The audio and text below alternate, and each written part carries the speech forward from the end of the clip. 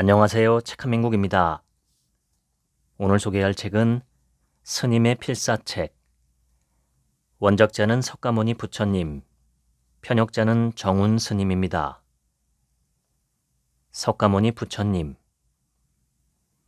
인류 역사상 가장 많은 사람의 마음을 바꾼 스승. 세 가지 이름으로 불린다. 태어날 때 이름은 고타마 시다르타. 왕자였고 인간이었고 늙음과 병듦과 죽음 앞에서 번민했던 한 사람이었다. 깨달음을 얻은 뒤에는 석가모니라 불렸다. 석가족의 성자라는 뜻이다. 그리고 그가 도달한 상태, 누구나 이룰 수 있는 그 깨어남의 자리를 부처라 한다. 29의 궁궐을 떠나 6년간 고행한 끝에 보리수 아래서 깨달음을 얻었다.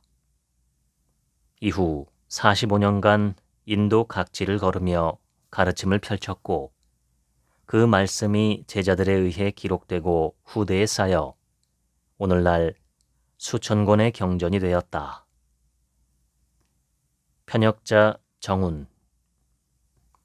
대한불교 조계종 승려이며 불교학자이다. 대승불전연구소 소장이며 조계종단의 교육 아사리로서 승려교육과 불교학 연구를 병행하고 있다. 동국대학교, 중앙승가대학교 등에서 외래교수를 역임했다. 운문승가대학을 졸업하고 대원사 선방 등에서 안거를 성만했으며 미얀마에서 1년여간 수행했다. 조계종 교육원 불학연구소장을 역임했고 운문승가대학 명성스님으로부터 전강을 받았다. 동국대학교에서 박사학위를 받은 이후 20여 년간 대학에서 불교를 가르치며 다양한 경전을 연구하고 있다. 이 책에서는 수많은 경전 가운데 지금 우리에게 필요한 문장 109절을 가려 뽑고 손으로 옮겨 쓰며 마음을 닦을 수 있도록 다듬어 엮었다. 들어가며 이 세상 존재들이여 모두 행복하라. 대략 2년 전부터 서점에 필사책이 등장했다. 처음 필사책이 등장했을 때 의아했다. 불교에서는 필사라고 하지 않고 사경이라고 하는데 2000여 년 동안 수행의 하나로 실천되고 있었기 때문이다. 사경이란 경전 내용을 그대로 베껴 쓰는 것이다. 우리나라는 통일 신라 때부터 사경을 하였다. 신라 때부터 불상을 모시거나 탑을 모실 때 사경한 경전을 그 안에 넣어 모셨다. 고려 중후기에 거란과 몽골이 쳐들어왔을 때 국난 극복을 위해 8만 대장경을 조성한 것도 목판에 사경한 것이라고 볼 수 있다. 그 결과가 세계 문화유산인 해인사 8만 대장경이다. 이 책은 법구경, 수타니파타, 아함부 경전, 금강경의 구절로 이루어졌다. 법구경과 수타니파타는 짧은 시 구절로 되어 있다. 마음 공부와 관련되어 있어 불자가 아닌 이들도 어렵지 않다. 대승불교 경전은 한자를 우리나라 말로 번역한 것으로 불자가 아닌 분들은 이해가 쉽지 않다. 이에 금강경은 필사를 하기 좋도록 재구성할 수밖에 없었다. 스님들이 살아가는 방법은 다양하다. 오롯이 참선하는 선사, 계율에 철저한 율사, 불교학을 하는 학생이며 강사, 포교하는 스님, 예술을 지향하는 스님, 사찰 음식을 발전시키는 스님 등 다양한 길이 있다. 필자는 글 쓰는 작가 일을 한 지 25년, 불교학 강의를 하는 강사로 강의한 지도 30년이다. 조선 500년의 불교는 숭유 억불의 정책으로 고려시대에 비해 퇴보했다. 근대를 거치며 불교는 구시대의 유물처럼 사람들에게 인식되었다. 그런데 현대로 들어서 불교도 발전했지만 한국인들에게 가장 위안을 주는 평화로운 종교로 조사되었다. 부처님 말씀을 쓰기 전에 불교에 대한 이해. 불교는 초기 불교와 대승 불교로 나뉜다. 불경은 어느 종교의 경전과 비교하든 대략 100배가 넘는다고 해도 과언이 아니다. BC 6세기 석가모니 부처님이 살아계실 때를 포함해서 기원전 1세기까지를 초기 불교라고 한다. 기원전 1세기 무렵 불교의 부족한 점을 비판하며 등장한 사상이 대승 불교이다. 현재 초기 불교는 미얀마, 태국, 스리랑카, 캄보디아 등을 중심으로 발전되고 있으며 대승 불교는 중국, 한국, 일본, 티베트, 베트남 등을 중심으로 발전되고 있다. 왜 불교를 어렵다고 하는가? 첫째, 2600여 년간 불교가 흘러오는 동안 경전과 계율뿐만 아니라 논장이 발전되었다. 즉, 수많은 논사들에 의해 다양한 불교학과 수많은 논리가 전개되었다. 같은 불교학자끼리도 자기 전공이 아니면 이해하기 어려울 정도로 방대하게 불교학이 발전되어 있는 현실이다. 둘째, 나라별로 불교가 다양하게 발전되었다. 특히 대승불교는 중국에서 5세기부터 11세기까지 크게 발전되었다. 즉, 남북조 시대부터 당나라 말기까지 여러 종파가 형성되었다. 이때 형성된 종파가 한국과 일본에 전파되었다. 이 가운데 가장 큰 종파는 우리나라와 일본을 포함해 선종의 발전이다. 현 우리나라 불교의 장작격인 조계종은 선종이다. 셋째, 불교가 어렵다고 보는 데는 불교의 두 가지 양상 때문이다. 불교의 믿음은 자력적인 측면과 타력적인 측면으로 나뉜다. 자력이란 수행, 명상을 해서 부처가 되는 것을 말하는 것으로 곧 해탈을 말한다. 타력이란 부처님께 기도해서 자신이 소원하는 바를 원하고자 하는 신앙적인 측면이다. 어느 나라 불교이든 자력과 타력 모두 공존한다. 정토신앙과 관음신앙 등을 제외하고 경전 내용은 자력적인 사상이 강조되어 있다. 본문을 읽겠습니다. 자기를 다스리는 사람이 가장 지혜롭다. 활 만드는 사람이 화살을 잘 다루고 뱃사공이 배를 잘 손질하며 훌륭한 목수가 나무를 잘 다루듯이 지혜로운 사람은 자기를 잘 다룬다. 말을 명마로 길들이는 것처럼 몸의 감각기관을 잘 다스려 탐욕을 절제하라. 지혜로운 사람은 급히 서두르지 않고 조용히 꾸준하게 노력해 나아간다. 금세공사가 불순물을 제거하듯이 마음의 때를 천천히 제거해 간다. 욕심이 많을수록 괴로움도 많다. 탐욕이 많은 사람은 그 탐욕만큼 고통과 고뇌가 발생한다는 사실을 잊지 말라. 탐욕이 적은 사람은 고통과 고뇌가 덜 발생하는 법이다. 그러니 탐욕을 줄이도록 하라. 탐욕이 적을수록 사람들에게 칭송받고 사람들과 다툴 일도 줄어든다.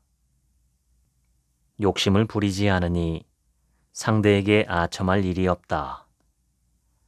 욕심내지 않으니 슬픔과 두려움이 없고 마음이 평온해지며 여유가 있고 항상 만족스럽다. 허술하게 이은 지붕에 비가 새는 것처럼 마음 곳곳을 살피지 않으면 그 마음에 탐욕이 스며든다.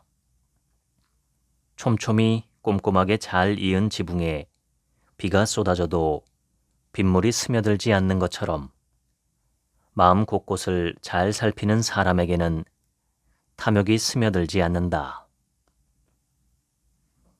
탐욕을 멈추지 않는다면 하늘에서 수많은 보물이 떨어져도 만족하지 않는다. 하늘에서 금, 진주, 다이아몬드 같은 보석이 쏟아진다 해도 인간의 욕심은 채워지지 않는다. 만족할 줄 아는 사람은 비록 맨 땅 위에 누워 있어도 편안하고 즐거운 천국처럼 생각한다. 만족할 줄 모르는 사람은 천국에 있어도 지옥이라고 불평한다. 만족할 줄 아는 사람은 비록 가진 것이 없어도 행복하다고 여기며 부유하다고 생각한다. 반면 만족할 줄 모르는 사람은 가진 것이 많아도 늘 가난하다고 신세한탄한다. 그러니 적은 소유에도 만족할 줄 알아야 한다. 천자가 부처님께 여쭈었다. 승려들은 대중과 떨어져 고요한 숲속에서 수행하며 하루 한 끼밖에 먹지 않는데 어찌하여 얼굴이 그렇게 환하십니까? 부처님께서 말씀하셨다. 지나간 일을 걱정하지 않고 앞으로 어떤 일이 발생할지를 근심하지 않으며 현재의 마음에 머물러 평온하기 때문이다. 먹는 것에도 집착하지 않기 때문에 얼굴빛이 환한 것이다. 미래를 걱정하거나 과거를 돌아보며 스스로를 괴롭히는 것은 어리석은 일이다. 마치 불로 스스로를 태우는 것과 같고 우박이 초목을 때리는 것과 같은 이치이다. 건강은 가장 큰 은혜요. 만족은 가장 큰 재산이다. 신뢰는 가장 큰 벗이요. 깨달음은 가장 큰 기쁨이다. 큰 바위가 바람에 흔들리지 않는 것처럼 지혜로운 사람은 어떤 칭찬과 비방에도 흔들리지 않는다. 어떤 일에서도 마음이 한결같다. 즐거운 일이 생기든 괴로운 일이 생기든 그 어떤 일에도 연연해 하지 않는다. 칭찬과 비난, 그 어떤 일에도 동요하지 않는 사람. 이런 사람이 인생의 승리자이다. 쇠 스스로에서 생긴 녹이 쇠를 갉아먹듯이 자신이 만든 악행이 자기 스스로를 망치게 한다. 전쟁터에서 수천의 적군과 싸워 이기는 것보다 자기 한 사람을 정복한 사람이 가장 위대한 승리자다. 남을 이기는 것보다 오직 자기 한 사람을 이겨야 한다. 무엇보다도 자기를 잘 다스린다면 마침내 대자유를 얻게 될 것이다. 사람들은 나의 것이라고 집착한 그 물건 때문에 괴로워한다. 이 세상 모든 것은 변하게 되어 있고 언젠가는 사라지는 것임을 분명하게 알아야 한다. 진리를 터득한 사람은 어느 것, 어떤 것에 머물러 집착하지 않는다. 사랑하거나 미워하지도 않는다. 슬퍼하지도 않고 인색하지도 않다. 마치 연꽃잎에 물이 묻지 않는 것처럼. 과거에 있었던 번뇌로운 일들에 집착하지 말라. 미래에 일어날 일에 대해서도 염려하지 말라. 지금 이 순간 그대가 어떤 것에 집착하지 않는다면 그대는 평온을 찾은 사람이다. 마음이 침체되어서는 안 된다. 쓸데없는 생각으로 자신을 괴롭히지 말라. 홀로 지내며 게으름 피우지 않는 사람, 칭찬을 받든 비난을 받든 흔들리지 않는 사람, 남에게 끌려가지 않고 남을 이끄는 사람, 바로 그런 사람을 인생의 승리자라고 한다. 남을 괴롭히지도 않고 남으로부터 괴롭힘을 당하지 않는 사람, 바로 그런 사람을 인격이 완성된 사람이라고 한다. 영혼의 순수함을 유지하고 그 어떤 일에도 얽매이지 않으며 게으르지 않고 교만하지 않으며 모든 속박에서 벗어나 자유로운 사람, 바로 이런 사람을 성자라고 한다. 사람을 너무 좋아하고 여러 사람과 함께하는 것을 즐겨하는 사람은 반드시 사람 때문에 곤란한 일을 당하게 되어 있다. 자신과 상관없는 일에 끼어들어 간섭하지 말라. 어느 날 한 고행자가 부처님을 찾아와 물었다. 부처님, 저는 신의 존재를 확신합니다. 어떻게 생각하십니까? 부처님께서 말씀하셨다. 그것은 너의 무지에서 비롯된 것이니라. 신은 존재하지 않는다. 또 다른 사람이 찾아와서 물었다. 저는 신을 믿지 않습니다. 신이 어떻게 존재하겠습니까? 부처님께서 말씀하셨다. 그런 생각은 그대의 편견에서 비롯된 것이다. 신을 제외하고 무엇을 논할 수 있겠는가? 이 세상에는 오직 신만이 존재한다. 또 사람이 찾아와서 물었다. 저는 어느 때는 신을 믿고 어느 때는 믿지 않습니다. 진정 신은 존재합니까? 존재하지 않습니까? 부처님께서는 아무 말씀도 하지 않으셨다. 그가 떠나자 제자가 물었다. 부처님께서는 어찌하여 대답이 똑같지 않습니까? 부처님께서 말씀하셨다. 신이 있느냐 없느냐는 중요한 문제가 아니다. 그들의 고정관념을 깨뜨리기 위해 그렇게 답한 것이다. 사람은 출신 성분으로 천한 사람이 되는 것이 아니며 출신 성분에 의해 고귀한 사람이 되는 것도 아니다. 행위로 천한 사람이 되기도 하고 행위로 고귀한 사람이 되기도 한다. 사람들로부터 비난받을 만한 천박한 행동을 삼가라. 빈부귀천, 남녀노소를 막론하고 상대를 속여서는 안 된다. 누구를 만나든 사람을 업신여기거나 경멸해서도 안 된다. 상대를 괴롭히려는 의도로 화를 내거나 고통을 주지 말라. 살아있는 존재는 모두 다 행복하라. 마치 어머니가 외아들을 사랑하는 것처럼 살아있는 모든 존재에 무한한 자비심을 품어라. 자기 자신이 행복을 원하고 고통을 바라지 않는 것처럼 다른 사람들도 행복을 원하고 고통을 바라지 않는다. 그대가 자기 생명을 소중히 여기듯이 다른 사람들도 자신의 생명을 소중히 여긴다. 모든 생명은 채찍을 두려워하고 행복한 삶을 소원한다. 자신의 생명을 소중히 여기는 것처럼 생명 있는 어떤 존재이든 간에 함부로 죽이거나 해쳐서는 안 된다.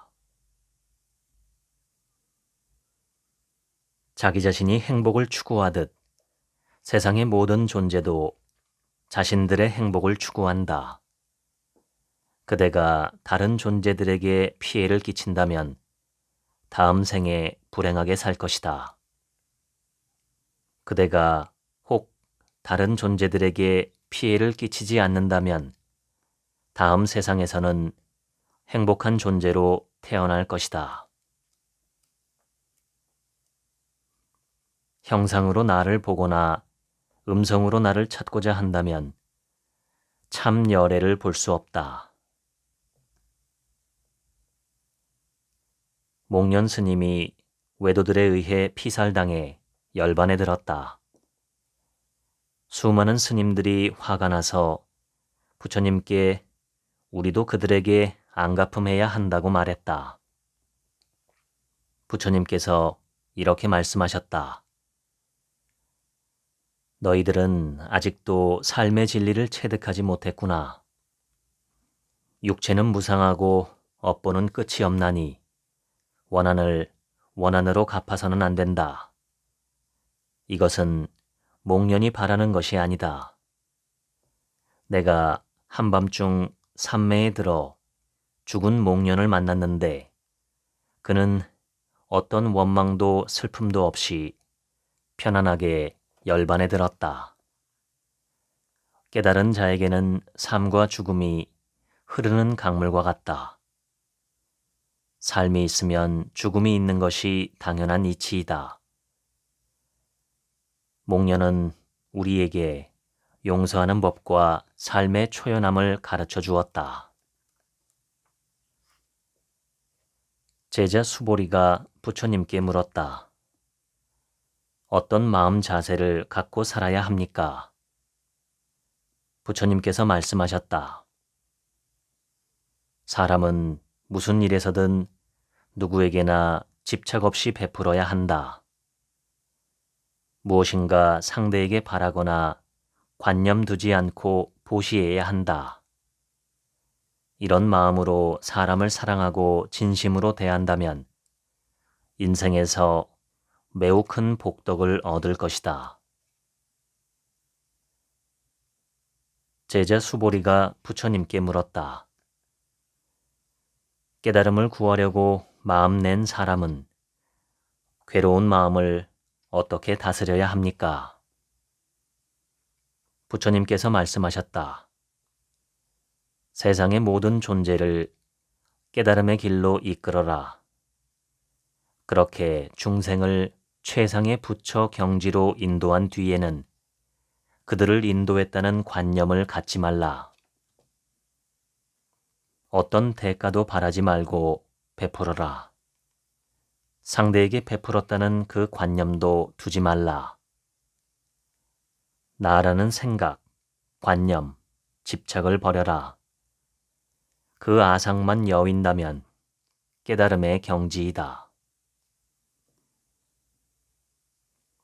자식이 있으면 자식 때문에 근심이 생기고 소가 있으면 소 때문에 걱정할 일이 생긴다. 집착 때문에 근심 걱정이 생겨난다. 집착이 없는 사람에게는 근심 걱정도 생기지 않는다. 남의 잘못이나 그릇된 행실을 눈여겨보지 말고 먼저 자신의 과오나 그릇된 행실을 살피어라. 이렇게 하면 사람들과 다툼이 일어나지 않을 뿐만 아니라 그대의 삶도 편안할 것이다. 남의 그릇됨을 꼬집어 따지거나 잘못된 행실에 왈가왈부하지 말라. 먼저 자기 행동에 그릇됨이 없었는지 이치에 맞게 행동했는지 자신부터 살피어라. 살면서 잘못한 일이 있다면 반드시 참회하고 그 이후 삼간다면 달이 구름에서 나오듯이 그는 이 세상을 비출 것이다.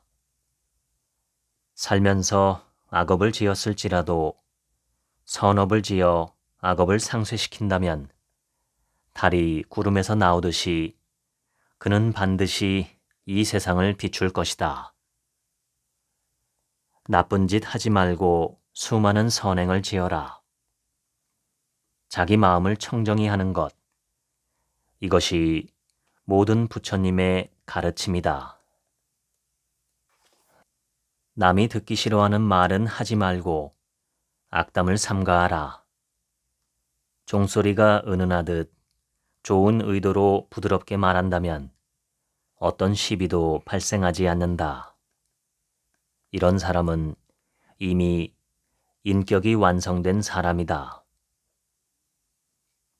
누군가 그대에게 충고하면 반성하고 감사하게 받아들여라. 함께하는 사람에게 미운 감정을 품지 말고 최대한 긍정적인 말을 하여라.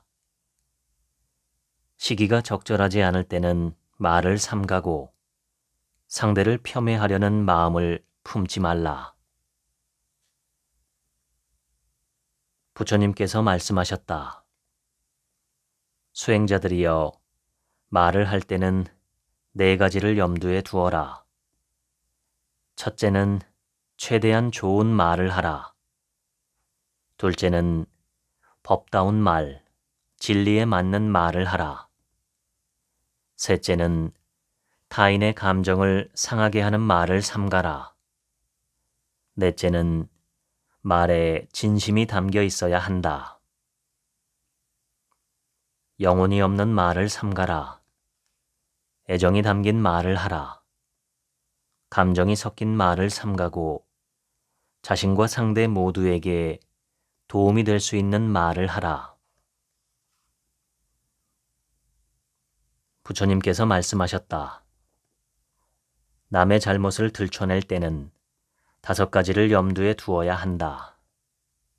첫째, 들추려는 문제점이 사실인지 혹 거짓 소문인지를 반드시 확인해야 한다. 둘째, 어떤 문제를 지적할 때는 문제를 제기할 시기가 적절한지를 살펴야 한다.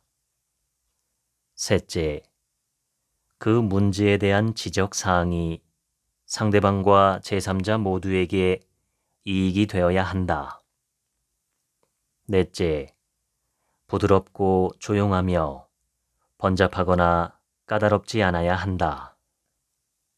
다섯째, 상대에 대한 애정어린 마음가짐으로 큰 소리 치거나 화내지 않아야 한다. 부끄러움도 느끼지 않고 나는 그대의 친한 친구라고 떠들고 다니면서 정작 친구가 어려운 일에 처했을 때 도와주지 않는 사람이 있다. 그런 벗이 있다면 절대 가까이 하지 말라. 친구에게 허풍을 떨면서 우정은 이런 것이라며 말만 늘어놓고 실천하지 않는 사람이 있다. 그런 벗이 있다면 절대 가까이 하지 말라. 자식이 어머니에게 의지하듯 의지할 수 있는 벗을 가까이 하라. 땅속에 묻혀있는 보물을 캐러 갈 때 길잡이를 따르듯이 혹 그대의 잘못을 지적하는 이가 있다면 그를 따르라. 옳고 그릇된 것을 자세하게 일러주는 사람이라면 그를 선 지식으로 섬겨라. 어질고 진심이 담긴 벗을 만났거든 어떤 어려운 일이 발생할지라도 함께하여라. 그 벗이 의미 있는 인생길로 이끌어줄 것이다. 훌륭한 친구를 만났으면 겸손하며 진실하게 대하라. 그 벗으로부터 도움받고 이익될 일이 생길 것이다. 이는 고통을 소멸하고 행복을 얻는 길이다. 아난이 부처님께 여쭈었다. 세존이시여, 수행자에게 좋은 친구가 있다면 그 사람은 수행의 반을 완성한 것이 아닐까요? 부처님께서 말씀하셨다. 그렇지 아니하다. 좋은 벗이 있다는 것, 좋은 선지식이 있다는 것, 좋은 사람들에게 둘러싸여 있다는 것은 수행의 전부를 완성한 것과 다름이 없느니라. 자신보다 뛰어나거나 비슷한 친구를 가까이 하라. 그런 친구를 만나지 못한다면 저 광야에 외로이 걷는 무소의 불처럼 홀로 가라. 사람과 사람 사이에 늘 다툼이 발생하는 법. 저 광야에 외로이 걷는 무소의 불처럼 홀로 가라. 사람들은 자신에게 이익이 되는지 그렇지 않은지를 따져 친구를 사귄다. 이런 인간의 본성을 염두에 두어라. 저 광야에 외로이 걷는 무소의 뿔처럼 홀로 가라. 자신보다 훌륭하거나 비슷한 사람을 만나지 못했다면 코끼리처럼 고고하게 홀로 가라. 어리석은 자와 함께하지 말라. 지혜롭고 덕이 높은 벗을 만나지 못했다면 패망한 나라를 미련 없이 버리고 떠나는 황제처럼 코끼리가 숲속에 들어가는 것처럼 고고하게 홀로 나아가라. 어리석은 사람은 마치 숟가락이 국맛을 모르는 것처럼 성자와 한평생을 함께 지내도 그가 성자인 줄을 알지 못한다. 사람들과 대화를 할 때 쓸데없는 말을 삼가라. 자신과 상대 모두에게 도움이 되는 주제로 건전한 대화를 나누어라. 남을 헐뜯거나 비방하는 말을 삼가라. 비방을 받아도 분노하지 말고 존경받아도 우쭐대지 말라. 비난받든 존경받든 마음의 평정을 잃어서는 안 된다. 아주 오래전부터 인간은 서로서로 헐뜯고 비방한다. 말이 많으면 많다고 비방을 받고 말이 적으면 적다고 비방을 받는다. 적당하게 필요한 말만 해도 그렇게 한다고 비방을 받으니 비방받지 않는 사람은 이 세상에 아무도 없을 것이다. 남의 허물은 쉽게 눈에 띄지만 자기 허물은 보이지 않는다. 남의 허물은 겨처럼 까불면서 자기 허물은 교묘하게 속이며 감춘다. 자기 허물은 숨기고 남의 허물을 들춰내는 사람이 있다. 이런 사람은 괴롭고 불행한 일만 발생할 것이요. 평화로운 일상이 생기지 않을 것이다. 사랑하는 사람도 갖지 말라. 미워하는 사람도 만들지 말라. 사랑하는 사람은 만나지 못해 괴롭고 미운 사람은 만나서 괴롭다. 애착으로부터 근심과 두려움이 생긴다. 애착이 없다면 근심이나 두려움은 발생하지 않는다. 가까운 관계로부터 근심과 걱정이 발생하는 법이요. 친하기 때문에 미움이 생기고 두려움이 발생한다. 서로 친함이 없다면 근심 걱정이 없거늘 어디에 두려움이 생기겠는가. 적이 내게 주는 피해보다 원수가 내게 주는 피해보다 자신의 그릇된 생각과 탐욕에서 만들어진 피해가 훨씬 크다. 모든 것은 내게서 비롯되는 것. 남을 원망하지 말라. 부모가 그대에게 그 어떤 것을 베풀지라도 혹 친척이 그대에게 어떤 이로운 것을 베풀지라도 자신의 노력으로 성공하는 것, 스스로의 노력으로 이뤄낸 업적이 진정한 행복이다. 부처님께서 80세에 열반하기 며칠 전이다. 제자 아난에게 말씀하셨다. 그대들을 두고 나는 떠나야 한다.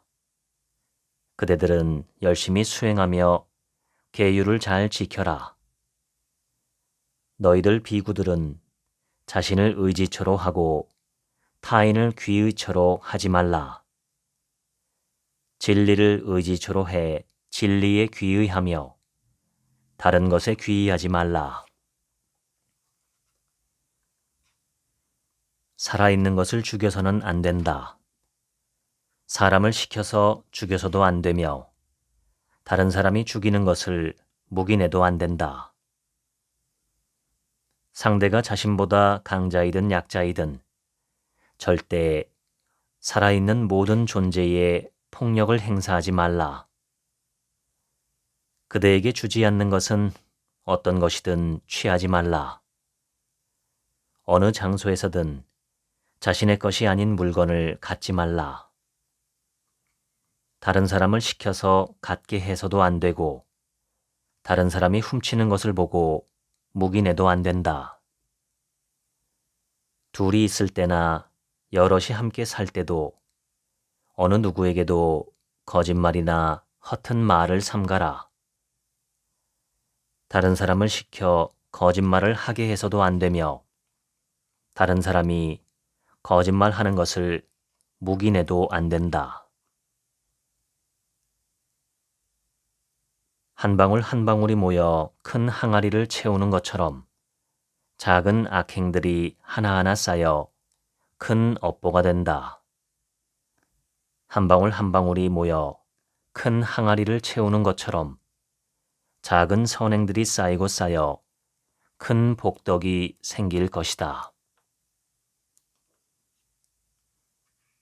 전쟁터에 나간 코끼리가 화살을 맞아도 참는 것처럼 사악한 자들이 욕설을 퍼붓고 비난할지라도 대적하지 말고 고난을 참고 견디어라. 이처럼 자기 자신을 잘 다루는 사람은 세상에서 위대한 승리자다. 인생에서 자신이 바라는 것이 있거나 해야 할 일이 있다면 사람으로서 짊어져야 할 삶의 무게를 받아들여라. 큰 소리에 놀라지 않는 사자처럼 그물에 걸리지 않는 자유로운 바람같이 더러운 진흙탕 물에 젖지 않는 연꽃처럼 저 광야에 고고히 걷는 무소의 뿔처럼 홀로 가라. 자신의 어리석음을 알고 있는 자는 현명한 사람이다. 자신이 현명하다고 착각하는 자가 진짜 어리석은 사람이다. 어떤 사람이 질문하였다. 세상 사람들은 모두 행복을 바라고 있습니다.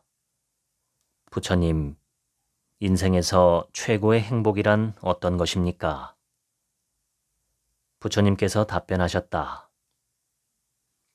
첫째는 어리석은 사람을 멀리하고 현명한 사람을 가까이 하며 훌륭한 어른과 스승을 섬기는 것이다. 둘째는 자기 분수에 맞게 살며 착한 일을 많이 해서 공덕을 쌓고 바른 가치관을 갖고 실천하려고 노력하는 것이다. 셋째는 부모를 섬기고 부인과 자식을 사랑하며 아껴 주어야 한다. 넷째는 형편에 따라 남을 도우며 올바르게 사는 것이다. 더불어 친족을 아끼고 보호하며 비난받을 만한 행동을 하지 않는 것이다. 다섯째는 존경하고 감사할 줄 아는 것, 적은 것에도 만족할 줄 아는 무소유, 진리를 찾아 가르침을 듣는 것이다. 이처럼 열거한 이야기를 실천하면 인생은 더할 나위 없는 행복이다.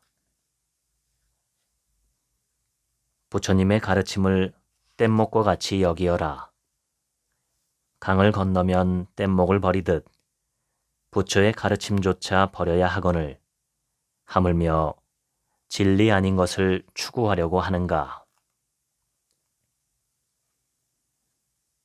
100년을 살지라도 흥청망청 사는 것보다 하루를 살더라도 도덕 규범을 잘 지키며 고요한 마음으로 사는 것이 최상의 인생이다.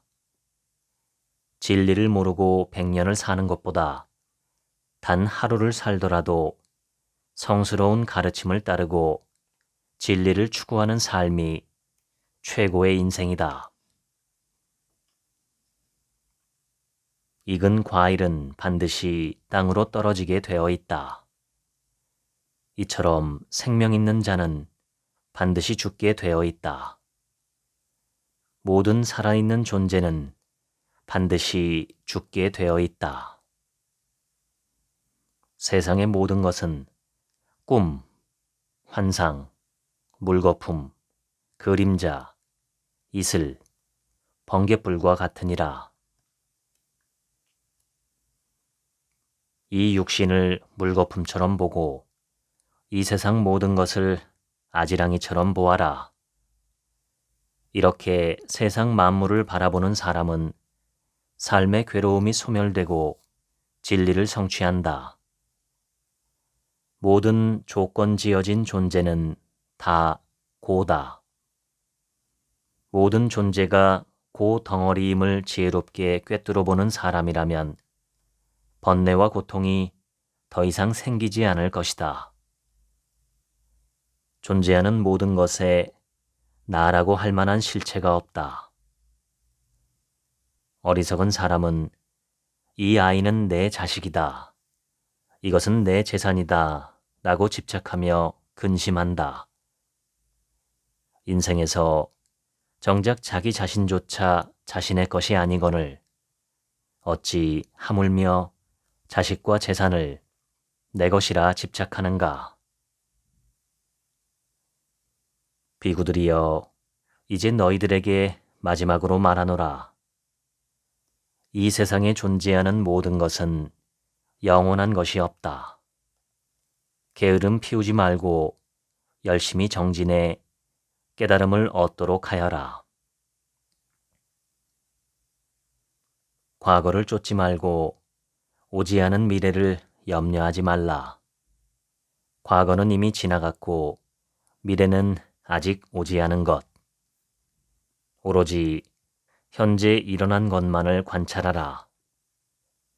어떤 것에도 흔들리지 말고 그것을 추구하고 실천하라. 오직 오늘 마땅히 할 바를 열심히 하라. 잠 못 드는 사람에게 밤은 길고 피곤한 사람에게 길은 멀듯이 진리를 알지 못하는 어리석은 사람에게는 생사의 밤길이 멀고 험하다. 무릇 모든 형상은 다 허망한 존재다. 그 형상을 보되 선입견을 갖지 않고 관념조차 없이 본다면 참 부처를 볼 수 있다. 눈에 보이는 복은 언젠가 끝나지만 진리에서 얻는 복은 영원하다. 진정한 복덕은 말로 설명할 수 없고 형체로 드러낼 수도 없다. 사라지는 복이 있고 사라지지 않는 복이 있다. 명예와 재산은 사라지는 유위복이요. 진리로 얻은 지혜는 사라지지 않는 무위복이다. 무위복이야말로 가장 뛰어난 복이다. 탐욕을 채우고 싶어 안달이 난 사람은 자신의 욕망을 이루지 못하면 화살 맞은 것처럼 괴로워한다. 세상 사람들이 온갖 생존에 대한 그릇된 집착에 얽매여 떨고 있다. 사람들은 온갖 생존에 대한 망상에서 떠나지 않고 죽음이 코앞에 닥쳐와서야 슬피 운다. 험한 여행길에서 자신보다 남을 위하고 조금이라도 베풀 줄 아는 사람이 진정한 보살이다. 이기심만 있고 남에게 베풀 줄 모르는 사람은 죽은 사람이나 다름없다. 지금까지 스님의 필사책 읽어드렸습니다. 지금부턴 제 얘기입니다. 불교나 부처님에 대해서 제가 가장 안타깝게 생각하는 것은 원래 부처님은 종교를 만든 사람이 아니라 인간 정신의 확장과 진화를 도모하는 공부를 평생 하셨던 분인데 후대에 와서 그것이 종교로 변질되었다는 것입니다. 인간의 마음을 확장하고 정신이 진화하는 공부, 저는 그것이 붓다가 평생 추구한 것이 아닐까 생각합니다. 이런 공부를 표현할 수 있는 다른 말이 없기 때문에 저도 명상과 마음 경영 공부를 하면서 그냥 공부라고 표현합니다. 반면 종교는 사람마다 정의가 다르기 때문에 이것이 종교다, 저것은 종교가 아니다 라고 칼로 무자르듯 판단하기는 어렵지만 대체로 종교는 내가 아닌 초월적인 제3의 존재, 즉 신이나 영적인 존재에 의지하는 것입니다. 공부는 내가 하는 것이고 책임도 나에게 돌아옵니다. 그런데 종교는 내가 아니라 나보다 훨씬 더 강력한 제3자에게 나를 의탁하는 것입니다. 아무것도 아닌 것 같은 이 차이는 인간의 심리와 정신 세계에서 어마어마한 차이를 만들어냅니다. 내가 아닌 다른 무언가에게 기대고 의지하는 사람은 언제고 무너질 수 있습니다. 이는 마치 내 집에 사는 사람과 혹은 남의 집에 새들어 사는 사람과 유사합니다. 내 집에서 살면 누구도 나를 내쫓지 못하고 내가 원하는 대로 그곳에서 편안하게 살 수 있습니다. 그렇지만 남의 집에 새들어 살면 내 뜻과 무관하게 퇴거해야 할 때가 있습니다. 마음 공부를 통해 나 자신의 정신을 세워가는 것은 마치 내 집을 짓는 것과 비슷합니다.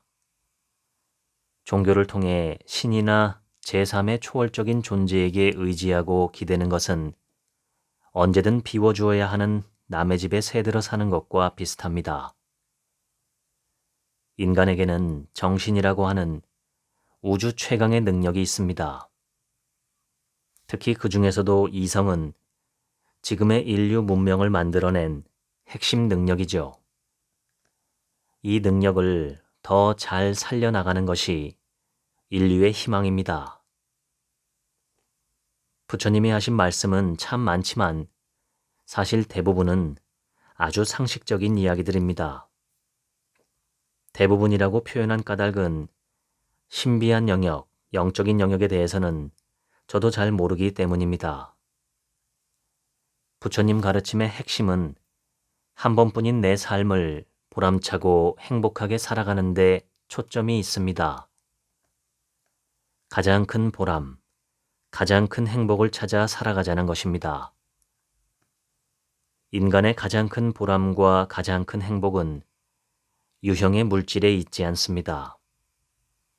이 점은 너무나 많은 사람들이 공통적으로 증언했고 모두가 죽을 때가 되면 더욱 선명해지는 진실입니다.